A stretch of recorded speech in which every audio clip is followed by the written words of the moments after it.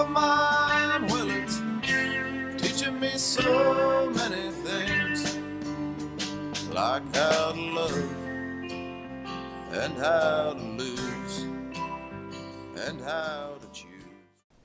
Well, hello and welcome to another edition of Walking Through Life. Today I'm really excited because I got the Commissioner of Mental Health of Vermont here, Frank Reed. Frank, thank you for participating in this Walking Through Life show today. Well, thank you for asking me to come down. Yeah, I'm excited to meet you. I'm sure that you're doing some wonderful work in the Department of Mental Health right now. I'm sure there's a lot of going out with budget issues and things that pretty hard for you right now. Well, we're continuing to do a lot of good work in the communities. I've been now in this position for almost a year, starting out as an interim appointment and then being asked to step in. We continue to work on making sure that people have timely access to hospitalization, trying to address wait times in the emergency departments. Yeah, because that's a big issue. And it's really critical that we have the right amount of flow so that when people need that level of care, we have it ready for them and we aren't experiencing the delays that we were immediately following the closure of the old state hospital in 2011. Right. And I know we're going to talk a little bit more about the hospitals and things like that, but I was talking to you a little bit, and I think one of the things that I would like to share with you is a bit of my recovery story and where I started from when I first came to Vermont and where I am now, because I'm sure you don't know that yet. I came to Hartford in 1994. At the time that I came, I had severe agoraphobia. I also suffered from borderline personality and addiction issues and PTSD. And I was lost when I came here, totally lost. I just couldn't function whatsoever. Luckily, I was brought to HRS where I received intensive care.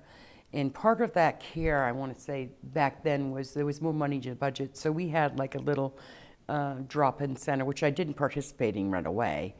But HRS was able to formulate a plan to help me. Mm-hmm. The first thing that they saw that I needed was I needed a way to get out of the house to confront the agoraphobia.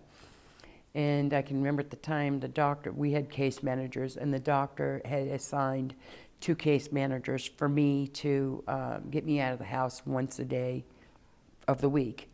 And that worked for me. It worked for me. It took me several years, but the last part that I worked on the agoraphobia was actually getting onto a little transit bus and being able to go to the malls, which is a big step for somebody that has agoraphobia.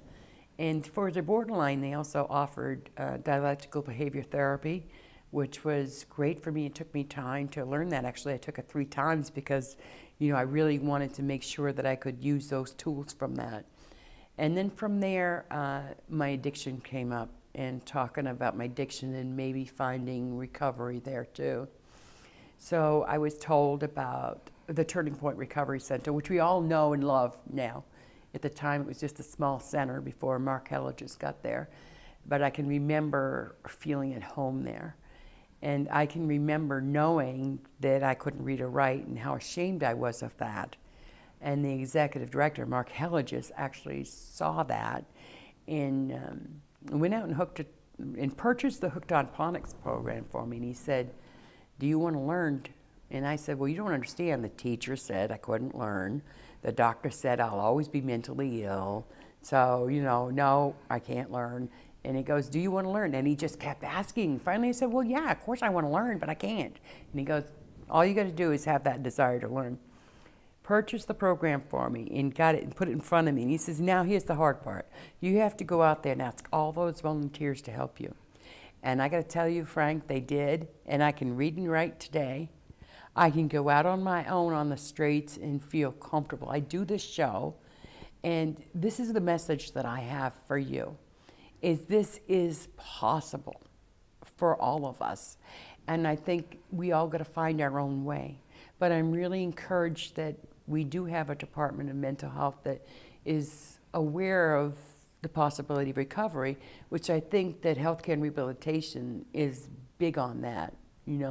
They do have access to like rehabilitation services or the important support groups like dialectical behavior therapy.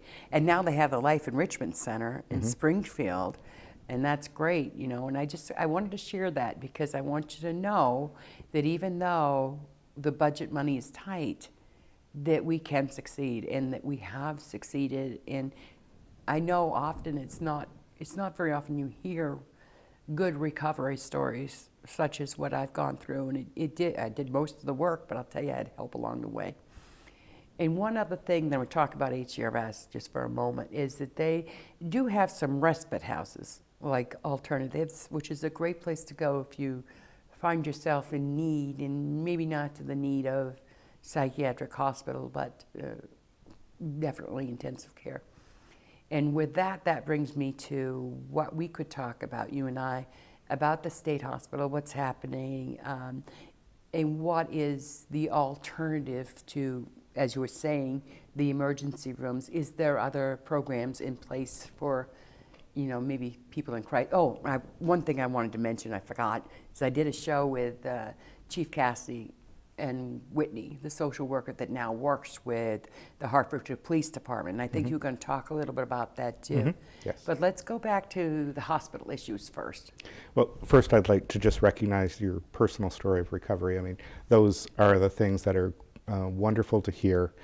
It is all about the journey, and it is really important to identify, as you did, that messaging that you may have to actually recover from, so that you have a new dialogue to work toward and move your life forward. So that's great to hear. In terms of the options available to folks, I have to go back to Act 79, which is the transformation legislation related to community programs and all of what we did following the closure of the hospital in order to make resources available to folks. And that was where a really big investment was made by the administration into the community services, and that took the shape of all of the inpatient bed capacity that was recreated, not only in the new Vermont Psychiatric Care Hospital in Berlin, but also renovations that happened at Rutland Regional and Brattleboro Retreat. There was an influx of resources for what we call intensive residential recovery programs. So those are programs that are just more robustly staffed with folks to help people in recovery when they're moving out of hospitalization, or sometimes as an alternative to hospitalization, to get them involved in their personal recovery, employment, if that is something that is possible for them while they're there, getting those community connections back up and running. We also had crisis bed capacity that grew under Act 79, so that we now have crisis bed capacity all over the state with each of the designated catchment areas, so that individuals, when they're experiencing difficulties, may be able to use that as an alternative and not need hospitalization, get support from staff, get stabilization, whatever form that takes for them, to be able to move back into the community quickly. We also, through Act 79, had resources for what was called the Secure Residential Program that's operating in Middlesex currently, and that was for individuals with really complex psychiatric conditions, or may have had some legal complexities that are preventing them from immediately moving back to the community without that secure recovery ongoing. And so that currently exists for 7 individuals in Middlesex, and we've had probably close to 30 individuals who have transitioned through that program over the course of time, and it really has proven itself to move folks much more quickly back to the community than we originally envisioned for, possibility of an 18-month to 24-month stay. I think the average now is around 5 to 7 months. There's also been a peer-supported program in Burlington now that exists, the Soteria program, which is for individuals who are looking for an alternative healing setting for themselves, sometimes without medication as an alternative to the medical model. And that's been in existence now for a number of months. And also has been able to transition people successfully through that program and back into the community. So there are many resources that have been created through that funding that, looking back on it now, was a great investment in community and alternatives for folks. Yeah, And I know we, as the state, we've got a lot more to do for people with mental illness, and you to be able to help them, you know. And I'm encouraged that you're on your way doing that, and I'm encouraged we've got like alternatives, and I'm encouraged we got HCRS, and we do have some peer support, and we do have the police departments and everybody. I mean, one of the messages I got when I did this show with Chief Caston and Whitney was that, you know, oftentimes we know when we're well what would help us feel better, because a lot of us are afraid of the police department and things like that. So one message to me would be, you know, when you're well, you go to the police department and you know, make a crisis plan. What helps, you know? And I think that message is encouraging, that we do have staff at the police department that are so interested and willing and wanting to help people. And you had said that that's something that that you had been working on in Vermont. Do you want to talk a little bit about that, how it started? Or yeah, we have a number of programs now around the state where you've actually got social workers who are embedded with either local police or law enforcement to be able to, you know, respond with the police when, you know, they're on the front lines trying to respond to not only, you know, enforcement of the laws, but also community safety. And so they're experiencing all sorts of situations out there, and sometimes having the mental health worker accompany them can actually help to de-escalate situations with individuals, may be able to move that person away from that trajectory of where they're going to get involved with law enforcement, cited, having to go into court, and being able to deal with whatever social stressors are going on, be aware and sensitive to the trauma issues that someone has experienced before, and be able to do an intervention that actually prevents that from further escalating and going to a really negative place, and, you know, the bad outcomes that we all know about that sometimes happen in our communities. We have had, with some of the additional funding that we have put forward, as well as through Department of Public Safety, Team 2 training, which is working with law enforcement and augmenting the training that they get during their police academy time with mental health understanding, sensitivity to individuals with various forms of disabilities, not just mental health. Right. Individuals that may have communication impairments, intellectual disabilities, you know, working through the stereotypes that sometimes are associated with law enforcement, sometimes are associated with individuals who may be experiencing mental illness. Because it's great. It's like bringing them together instead of pulling it apart. You know, we may not understand the law enforcement, and now the law enforcement's better understand us. So it's our turn to maybe put it out there and, you know, accept them into, know that they're our friends and they just want to help. And I think that's awesome that we've got that. And this community here, so many people support that idea and the idea of helping anybody in crisis. And it's just a long ways from where it used to be, you know? Absolutely. I had the benefit of attending the annual NAMI conference this past week, and one of the presenters was Keith Clark, who is one of the sheriffs in this particular area.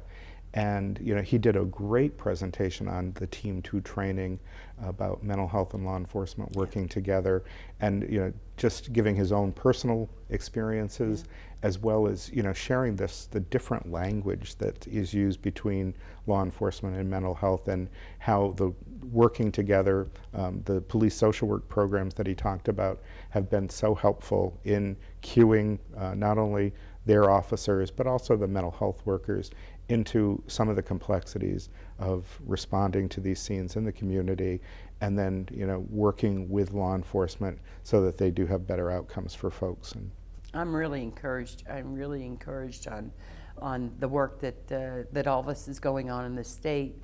Even though we only have a small budget, work is being done, and it makes me feel really, really good that this is all happening, you know, and that we as a community, the community of Hartford has been so, I want to say, blessing for me, because there's more people that understand me. There's more people that want to know more how they can be helpful. There's more people coming forward and sharing their stories with us. And this is the way I believe that we're going to fight not only stigmas, you know, but we're going to make people feel well enough to walk the streets and hold their head up high and smile. Absolutely. Because our communities do that, you know, they do. Everybody. In all communities, I believe, in Vermont, because Vermont is a wonderful state, and we got, you know, wonderful government and, you know, all of that. It's just really encouraging to me. Now, I wanted to switch from that just to, because I know that there has been some dealing with the opiate addictions plus addiction issues. So I didn't know where we at. Now I know the Turning Point model has been great, so I don't know if something with that's coming up, because they're a great place. I mean, I found my recovery there 20 years ago, and they have residential places now that help people that are, you know, just coming out of recovery or need support, and I think those are important too. And so I didn't know, what's the state's thought on the opiate addiction? What's going to be happening from that when you have co-occurring disorders or just the addictions? Because for me, I think most people that have addictions have co-occurring disorders anyway. Yeah. The Alcohol and Drug Abuse Program within the Department of Health has spent a lot of time and energy around trying to address the opiate crisis with individuals with co-occurring mental health conditions. As you said, it is an expectation that individuals may have those conditions co-occurring, and it's not an exception anymore. We have worked through our designated agency programs to ensure that individuals, when they're coming in for services, we have screenings happening to look at both what they're presenting for mental health supports, but also what sort of substance abuse issues might be present as well and complicating their lives further. And so working with alcohol and drug abuse programs, mental health agencies are probably more advanced locally than some of the funding streams that we have going into them. We're still trying to, at a state and federal level, blend more of those funding streams in a way to support people. Yeah, I really do think that's important, you know, because it is such an issue, you know. Right now, I think Vermont is just starting to experience some of the devastating things like heroin and bath salts and any other type of opiate that there is. And, you know, reaching out to people, you know, letting them know that they're not the only ones, you know. Sometimes we feel like we are, or sometimes we don't feel like we're worth recovering, or we're worth restarting our lives and living a good life. But that's why I'm so encouraged with places like the Turning Point. We have the Brattleboro Retreat, we have Valley Vista. You know, we have some of those good programs, and it's encouraging to know that even though the budget is this small, that you're trying to reach out and, you know, spend what the state needs on, you know, what we can really support, you know. And I think as a community, especially here, breaking down stigmas and stuff is where I've found that more people are willing to come forward, and you know, it's like, I mean, for years I used to be so ashamed of even speaking the words mental illness, you know.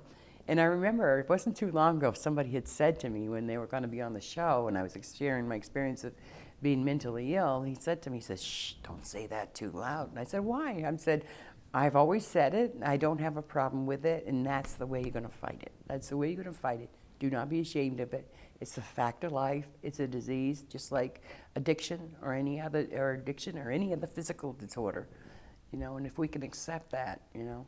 But that was like one person out of 10 years that said that to me. I was like shocked. Yeah. Well, I think the Agency of Human Services has really pushed for each of the departments to be seeing itself as a partner with the other departments in addressing all of these issues, because it's only through that collaboration that we're going to be using the state's dollars the most effectively to reach out to folks. We work closely with Department of Children and Families. That's because so important, you have young parents, you have mothers who may have addictions issues that also require mental health supports.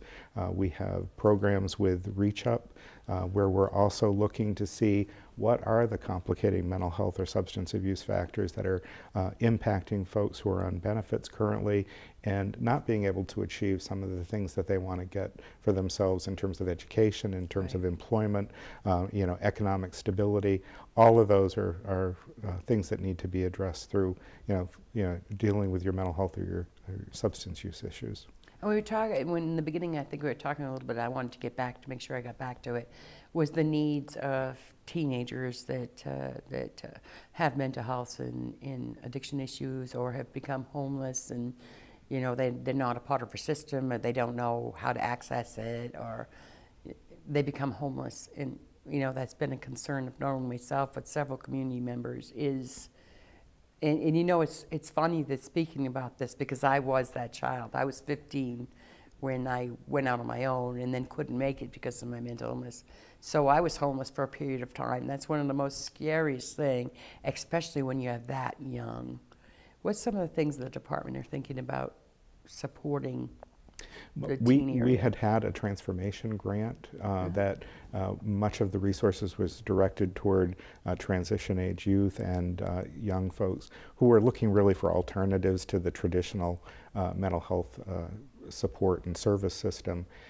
That grant ended, and part of our ask this year was replacement of funds in order to continue those initiatives, many of which are in Chittenden County and in the Washington County area. And the legislature was able to approve that and continued to support that. So that preserves a lot of those outreach services to youth, more innovative and creative ways to get them involved in their mental health and recovery, whether it be through education, stable housing, employment services. And so that I am really pleased that the legislature was able to find the funding to continue to support that, because that's really an investment in our future. And the one thing I want to say too is we do have some of the best senators in Windsor County, some of the best representatives here, and I've been to the State House as the legislative as a whole. I find that they're very compassionate. They want to hear your stories. They want to understand, and anything that they can be helpful with, I've found any of them are willing to listen and take that into account.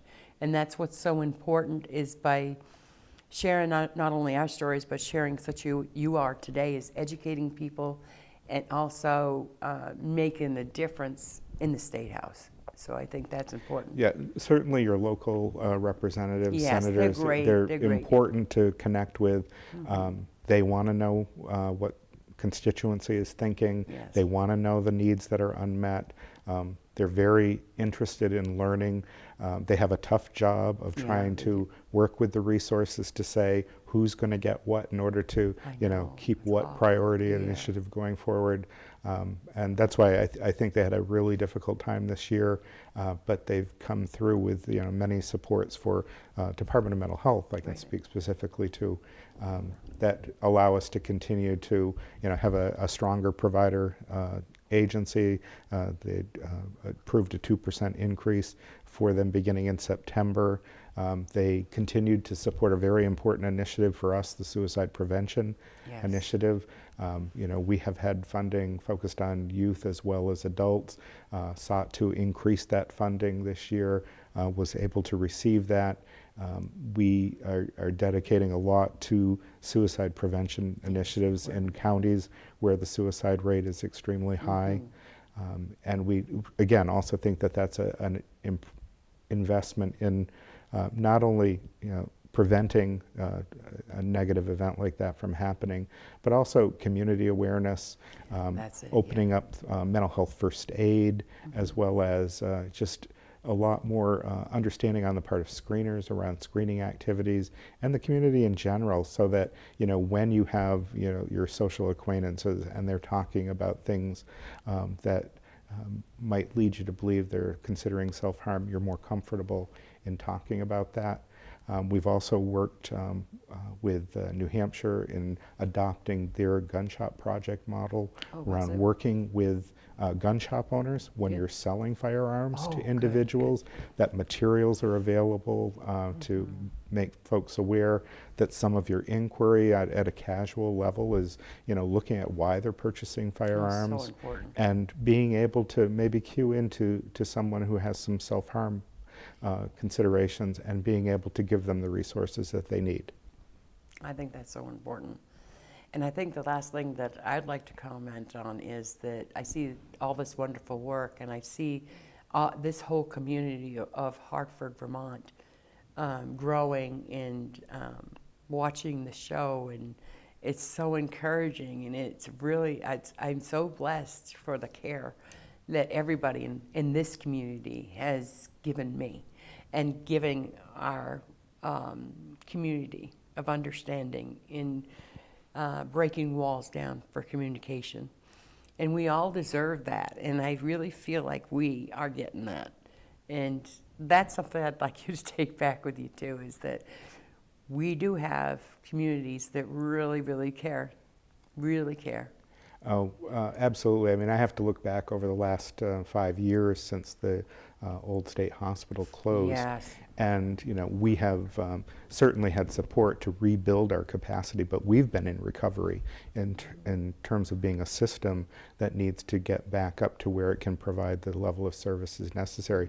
Yeah. And the communities have stepped forward Yes. to support that. I mean, it's been, individual families, it's been advocacy organizations, our provider network, hospital inpatient providers. If we did not have the communities that we had, and if we did not have the resources that were infused under Act 79, what we would have experienced, I think, would have been far worse than the waits that we were seeing over a period of time. Yeah.